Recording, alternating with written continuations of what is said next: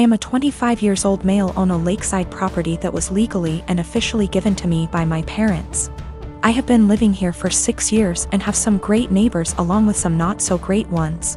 Of all my neighbors, I have only ever had problems with one who lives right next door named Mariette. She first moved in early this summer as she had the former house on her property demolished and rebuilt. My problems started with her over the use of my wood stove and fireplaces. With the temperatures getting colder, I have started to use them daily. My house is not equipped with any form of heating outside of the wood stove and a fireplace. This means that from fall until spring I will constantly have them going to keep my place warm. My family never outfitted the home with anything better because it was for weekend trips and we would winterize and leave it when things got cold. My parents thought of adding oil heating when I moved in, however I opposed it because it was a waste of money and didn't mind splitting logs. 5 days ago, after having received my shipment of logs for the fall, I was approached by my neighbor Mariette. She came around asking for my parents, to which I said that they don't live here and that I am the homeowner. She didn't believe me and said that I was too young to be a homeowner before leaving. Later that day I heard a knock at my door and thought it was my girlfriend, so I gave my usual greeting of, "Hey, sweet cheeks," while opening the door. Unfortunately, it was not her and was Mariette again, so I apologized quickly and asked what she wanted. Once again she wanted to speak with my parents, to which in a more stern tone said that I was the homeowner. This time she finally got it and said that I am violating HOA policy by using wood-burning fireplaces indoors and outdoors. In response, I said that as new as the house looks, I am not a member of the group and that the town permits fireplaces and burning yard waste. She then went on to ask why I even needed them, because they do nothing but harm the environment. I went on to explain that while the house exterior looks new, the house actually has been around since 1930 and still uses a wood stove and fireplace heating. She didn't believe me yet again and said she would be back with an inspector. Yesterday, once again, she came with another person who introduced themselves as an HOA inspector. They tried to talk about my fireplaces, but I shut them down immediately and said that I am not a member of their group. The guy then tried to lie by saying that the HOA is in control of all the properties in the area. I immediately called him out on the lie and said that he is either lazy or a moron for not knowing that I am not with them. We went back and forth one more time before I told them I will not listen to them and to stuff it and leave. I sustained very bad injuries to my face this month. I'm in the stage of healing when the scar tissue has formed, but it's still very tender, new skin. I'm going to have very obvious facial scarring for the rest of my life. The injury starts about an inch above my hairline, goes down over my brow so that on part, hair will not grow. It continues down my cheek where it is deepest. I'll always probably have an indentation in the fullest part of my cheek. Then it continues to my jawline. In some ways it's okay. I'm happy it's just cosmetic damage. My friends are super reassuring, telling me how badass and sick it's gonna look. They say I'm still as hot as ever, now a little more sexy and mysterious. But in some ways it really sucks. I know that I'm always gonna be seen first as the girl with a scar. And it feels especially bad when people look at me differently. This week, I had to fly home for a family thing. It was a plan I'd made long before my injury. I wasn't really looking forward to the pity or people making a big deal of it. I'd rather it not be acknowledged. I'd also met with my dermatologist, who said that I was at the stage of scar tissue formation, that I no longer should be dressing the wounds. The skin was healing and instead I needed to be applying topical cream and Vaseline to keep the site clean and moist. It also looks a bit ugly. The building scar tissue is very red and tender, and with the Vaseline over it, looks slick and shiny. So I get on this flight, I have the window seat and I put on my headphones and drift off to sleep when the plane is still boarding. I wake up to this kid, maybe 4 years old, sat next to me, throwing a tantrum. I didn't catch the first part of it and I honestly couldn't understand what he was yelling about. His father said to me, "Can you cover that injury?" I said that my dermatologist recommends I don't, so no, I don't think I will. He started snapping at me saying, "There is no need to be so rude. That injury is graphic and it's scaring my little one." I said, "This is my face. The only damn face I've got. It sucks being told I'm so ugly I can't show my goddamn face in public." He started to backtrack saying, "Just until it's healed," and I said, "It'll always be with me. Maybe teach some Compassion and respect instead of telling a girl half your damn age what you think about her face. That's rude. He actually got up after that and I think went to a stewardess about a seat change because a young couple came to sit next to me on a few minutes instead. I've gotta admit I felt so low that I put on my sunglasses and had a quiet cry for a few minutes. I have a beautiful wife who loves to serve others.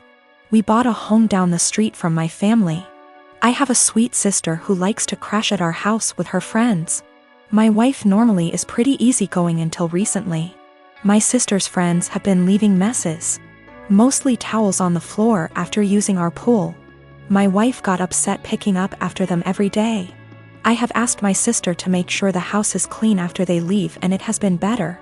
My wife also complained that some of her perfumes / clothes personal items have gone missing. My sister said it's not her. I believe my sister. I just don't see her doing that. I told my wife and we agreed to just replace them. Last week my wife made a couple of pans of cinnamon rolls from scratch. One pan was for us, the second pan was for a coworker's family who is experiencing a tragedy. My wife went to the gym. I went to work and my sister and her friends came by. The one pan wasn't enough for her and her friends. They wanted the second pan of cinnamon rolls and my sister texted my wife asking if they could eat them. My wife said no. They ate them anyways. My wife upset went and bought new locks. When I came home my wife handed me a new key and told me that she didn't want anyone else to have a key to our house. I tried to calm her down and tell her that I would just go replace the eaten cinnamon rolls with store-bought ones.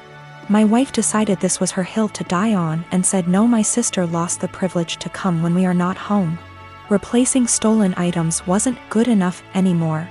My mom called and asked if my sister could use the pool as a back-to-school party.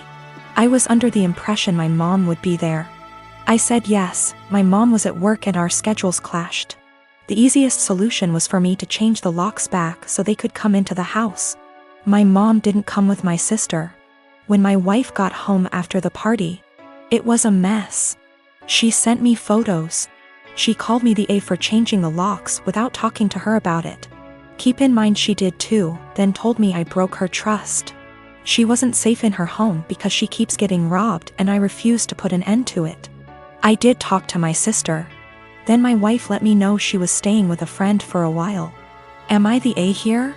I feel like I have tried to right any wrongs that have happened between my wife and my sister. I talked to my mom again and let her know my sister isn't allowed over without me home. I asked a friend's wife who is a maid to come deep clean our home. So if / when my wife comes home it's clean. The last thing is my mom asked me to help cover my sister's cheer. She is on track for a scholarship. I told my mom I would pay half of my wife's things were returned. If not, the money was going to replace the stolen items. Also, my sister was invited to homecoming. She wanted me to buy a dress. I told her no for not following our home rules and the money I saved for the dress is going to pay for the maid. I did replace the locks again. I also am planning a romantic dinner I will make and clean up. I heard a lot about the cinnamon rolls. Someone on here gave me the idea to make them. I am for a dessert. My sister had a bag of my wife's things. More than I thought was gone. Most items are in poor shape. The big thing is she had my wife's grandmother's ring I thought was in the safe. I had no idea it was gone. My sister said that she found it on my wife's nightstand during the party. She forgot she had it on when she left our home. The ring isn't valuable, it's just sentimental. I told my mom who the ring belonged to. My mom lost it. My sister is now grounded. My wife is coming home. I am staying at a friend's house until we can work some of this out. I already stated it, but I did put the locks back on my wife bought. My family doesn't have that key. My mom called my wife last night and asked what my sister can do to fix / replace the damaged items. My wife said have her meet me every morning at 5 a.m. I decided to tag along and see what my wife had planned, trying to support her in whatever punishment she decides to do. You know, the cinnamon rolls. My wife's co-worker's 4 years old is in the final stages of cancer. My wife's plan is for my sister and her to prepare breakfast, get their other kids up and ready for the day, start laundry, basic cleanup. so her coworker and his wife can spend as much time as he can with the sick child before work. My sister was silent the whole time coming back home. I can tell it really hit her that her life isn't as hard, even being grounded. My dad died and I'm scared my family won't get along. So yesterday after my dad comes home he eats what my mom made for him. Eggs and Spam. To be clear, he has a pre-existing medical history of high blood pressure and gout. First found out when he was admitted to the hospital in 2015 when he fell ill, and we basically had to force him to go to the hospital BC he didn't want to go. He was put on medication since, with changes to them maybe a year or so ago. So back to when after he ate. My half-sister heard a thud around 740-ish and told me to check BC. She thought maybe my parents are arguing. I go down and see my dad on the kitchen floor, my mom behind him a few feet away, and I hear him snoring. I ask my mom a question, get worried, run back upstairs and knock on my sister's door. She calls my other sister and also tells me to stop wasting time, call 911. I was scared and frantic. I wish I called 911 or saw him when he came in so I could maybe have called sooner.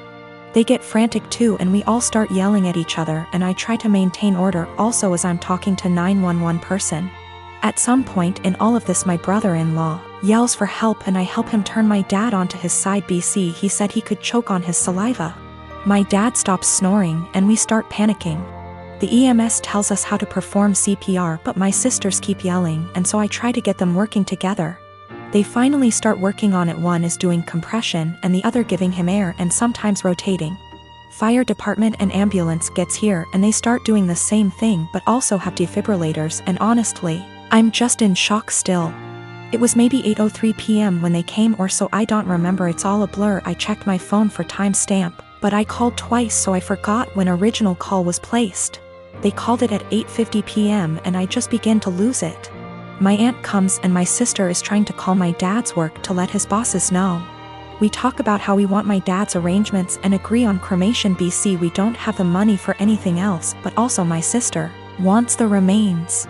My mom is bipolar schizophrenic and my sisters and bro-in-law don't get along. Her because of a whole history that would keep you here forever if I tried to type it. My dad was a bad person but he still chose us and tried his best to provide regardless of his fallacies. He had my mom's back too, saying he wouldn't kick her out or place her in a mental home. My sisters kinda want that, I think, but I'm scared to talk about it. My mom is okay sometimes but also acts up. BC of her mental illness sometimes, and my dad and I were her constants regardless of what happened. My mom is old and still wants to benefit from some social security services that my dad had, but my sisters and I think we should get a majority control of his account. There's a lot of renovations to be done. BC, he ignored upkeep of the house for a number of years, example, the roof. My mom is not very sad about the ordeal. BC, she had a long history of mental abuse from my dad and I understand, but we for some reason stayed together. It how to move forward except for one moment at a time, and I'm still waiting for funeral home to come pick up his body. It's 8:13 a.m. now, been waiting since night before. And I have been crying but also I can't sleep, and I'm sorry if this doesn't meet guidelines. I just need to vent. Even though I told a few friends, I'm still in disbelief. How this will moving forward. I believe it can though. But it's hard to stay positive.